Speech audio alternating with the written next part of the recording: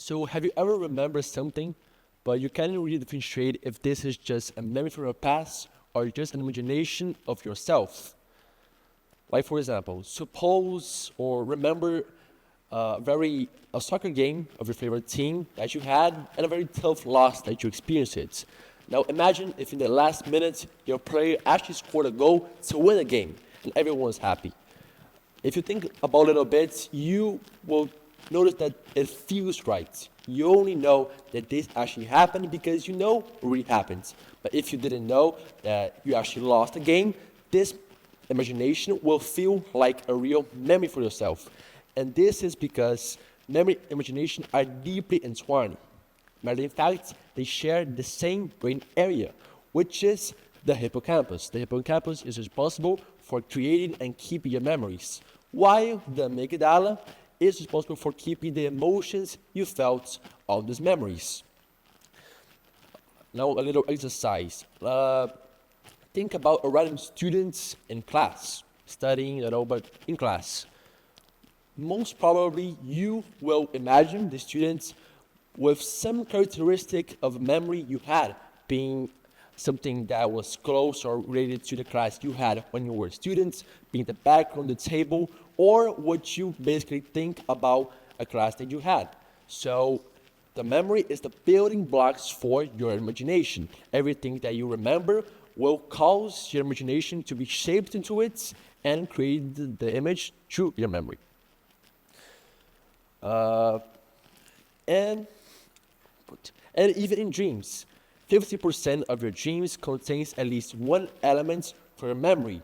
And also, dream is very connected into imagination. Okay, so most people only think of memory usually from something from the past or what's already happened. But actually, it can help you to shape your future and future plans. This is a prospective memory.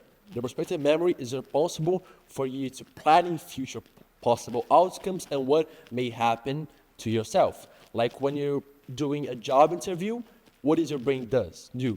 It makes you remember every similar scenario, environment that you had that was similar to this job interview and make you think about what could happen. Think, oh, if this happened the last time, this will probably happen again.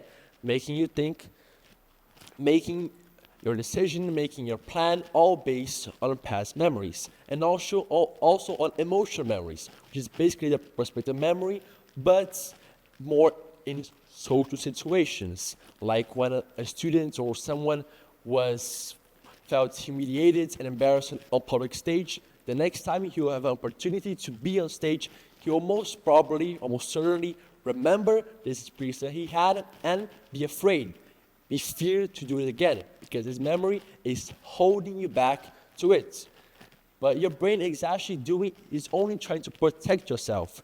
It gives you this memory, this bad experience you have in order to protect yourself because your brain only wants to be comfortable. Your brain wants to be in its comfort zone and not make you cause stress or be in risks or make something that you really don't want to do. So it's protecting yourself from being afraid. And our brain also shares memory imagination from a very specific network that it shares the both, which is called default mode network. That happens when you're daydreaming, when you're reflecting, or even when you're in sleep.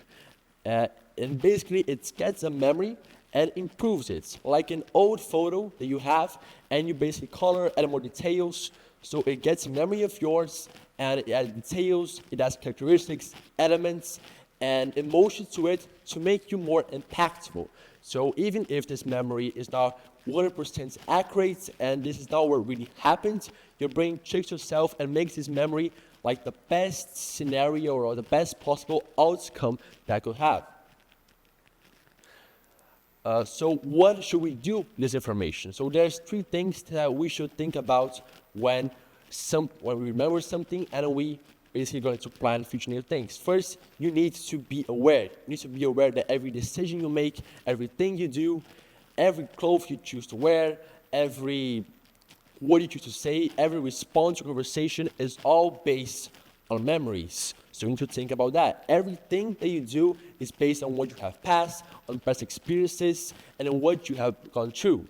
And this, everything is going to shape what we think about the world, think about everything. And also question yourself. When your brain makes you remember about something bad that happened to you, and it makes you be afraid that it will happen again, question yourself if you are the same person, if you have ever changed, if you are really going to do that again. Because you change, will it? And at last, make a conscious imagination. So when your brain gets you into this bad memory of yourself, think about all the positive and possible outcomes that are positive that may happen to you. Think about all the good things, about the happiness, about everything that could happen of good to you.